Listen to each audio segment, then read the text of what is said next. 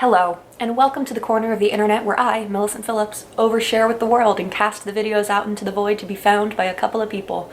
Today, I'm going to be talking about something that I wish I had realized a lot sooner, and I wish someone had told me a lot sooner. So I thought, you know what, I'm just going to make it into a video, throw it out into the void, and hope somebody catches it if they need it.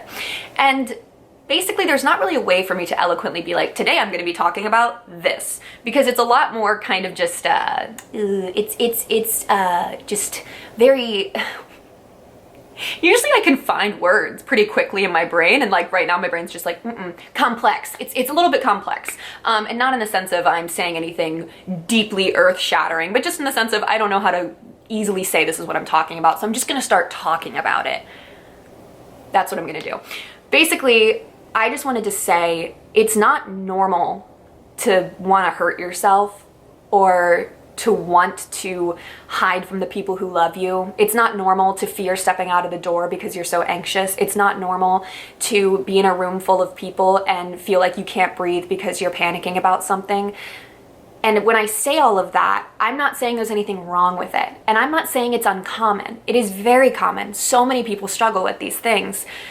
But that doesn't make it normal. That doesn't mean that it's what we're supposed to be struggling with. And I say this so as to open you up to the idea of seeking out help. If you are thinking about hurting yourself, that's not normal. That's not something that everybody thinks about. And that's something that I honestly had a really hard time grasping for a while. I had to talk to some of my friends that are more neurotypical, and I would ask them, like, have you seriously never thought like this before? And they were like, no, we haven't. And that was very earth-shattering to me, because I was like, I've just gotten so used to it that I just thought it was normal and that everybody kind of dealt with it, and so that kind of made me not necessarily get the help that I needed sooner. It kind of made me shy away from going on medication sooner or shy away from going to therapy sooner. And I think it's so strange, because if I had just realized hey, yeah, other people don't deal with that, I would have gotten help a lot sooner. It's like if, let me think of a weird example real fast. Okay, it's like if I have, if my left ankle is hurting and I'm walking and I'm just like, well, everybody's ankle I'm sure hurts sometimes, but I keep walking on it.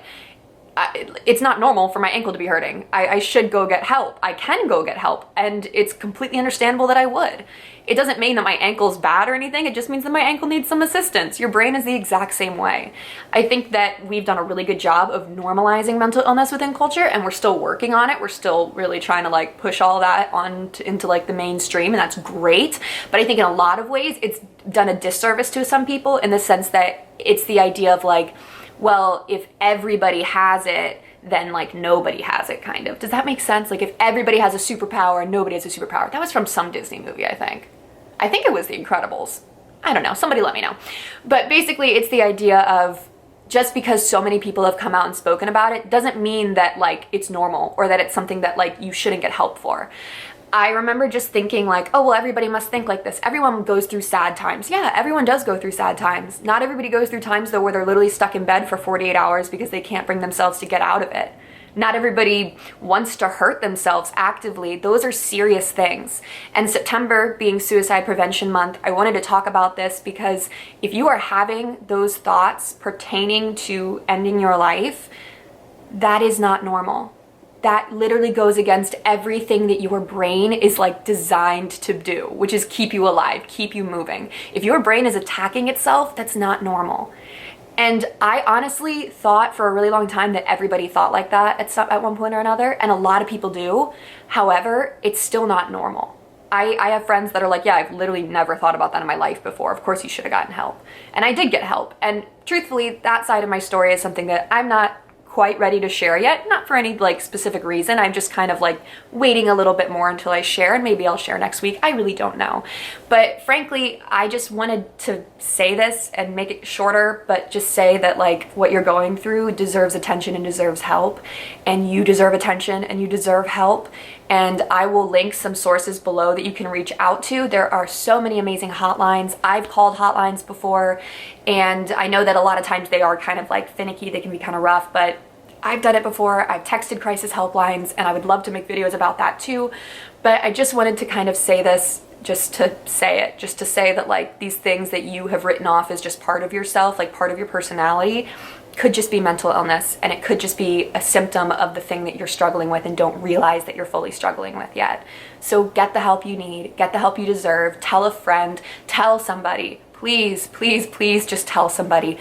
It doesn't have to be a huge blow up situation. It can just be something where you finally say to somebody, hey, I've been like having these thoughts and they're popping into my head and I don't really know what to do about them, but I feel like I should tell you.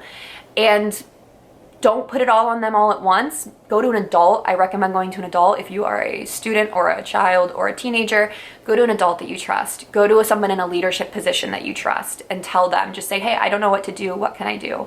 Or it's as simple as texting or calling one of the helplines that I have listed below. That's all I'm going to talk about for today, but I hope you have a great week. I hope you stay safe, and I'm probably going to be making a couple more videos surrounding like depression and just suicide awareness in general the next couple of weeks. So be on the lookout for that. Thank you so much, and